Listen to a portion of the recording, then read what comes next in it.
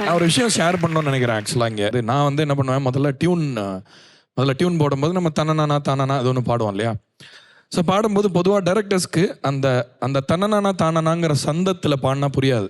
இப்போ தனனனானா தனனனானா அப்படி இருக்கு. ஸோ இப்போ பாடி காட்டும் போது சும்மா ஒரு டம்மி லிரிக் போட்டேன், 1000 முகங்கள் பார்க்கிறேன் நானும் அப்படின்னா அது பாட்டு மாதிரி இருக்கு.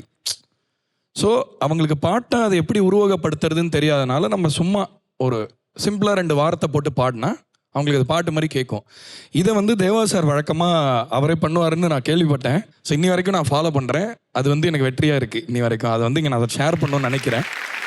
தேங்க்யூ. நீங்கள் சொல்கிறது உண்மைதான். அப்போ விஸ்வநாதன் அண்ணன் இருக்கும்போது கண்ணதாசன் சாரும் பக்கத்தில் இருப்பார். இவர் டியூன் சொன்னால் உடனே அவர் எழுதிடுவார். அப்போ எல்லாருக்கும் டைரக்டர் தயாரிப்பாலும் தெரியும். மறிக்கொழுந்துன்னு ஒரு படம். அப்போது ஒரு டூயட் பண்ணணும். ஒரு வாரமாக நான் ஒரு டூயட்டுக்காக தவிக்கிறேன். தத்தகாரம் போடுறேன், என்னென்னமோ பண்ணுறேன். ஆனால் அவங்க புரியல, அவங்களுக்கு பாவம். அப்போது நானே ஏதாவது ஒரு டூப் லிரிக்ஸ் மாதிரி போடலாமா அப்படின்னு போட்டேன்.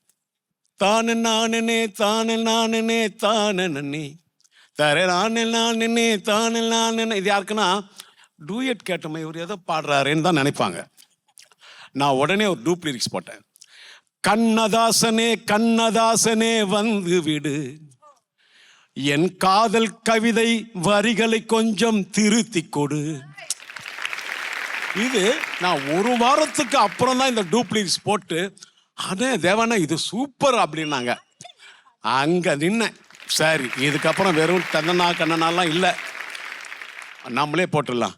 அதுக்கப்புறம் கவிஞர்கள் அப்புறம் வேற மாற்றிடுவாங்க. சில பாட்டு அவர் போட்ட அதே லிரிக்ஸ் இருக்கட்டுமேன்னு சொல்லிட்டு. சார் நான் ஆக்சுவலாக எனக்கு ஹிட்டான நிறைய பாட்டு இப்படி ஓகே ஆன பாட்டு தான் சார். ஜஸ்ட் உங்களை பற்றி கேள்விப்பட்ட ஒரு விஷயத்துலேருந்து கற்றுக்கிட்ட விஷயம் எனக்கு இன்னைக்கு வாழ்க்கையில் ரொம்ப யூஸ்ஃபுல்லாக இருக்குது சார். அதுக்கு உங்களுக்கு நன்றி, ரொம்ப நன்றி. கருப்பு தான் எனக்கு பிடிச்ச கலரும் அப்படிதானே சார்? டம்மி லிரிக்ஸ் போட்டு அப்படியே ஃபீல் பண்ண தானே சார்?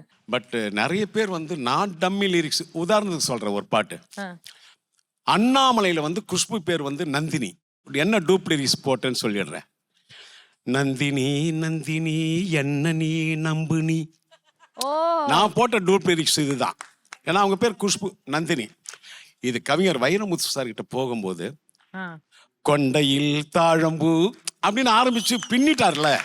அது மாதிரி கவிஞர்கள் சிலது மாத்துவாங்க. அது நல்லா இருக்கும்.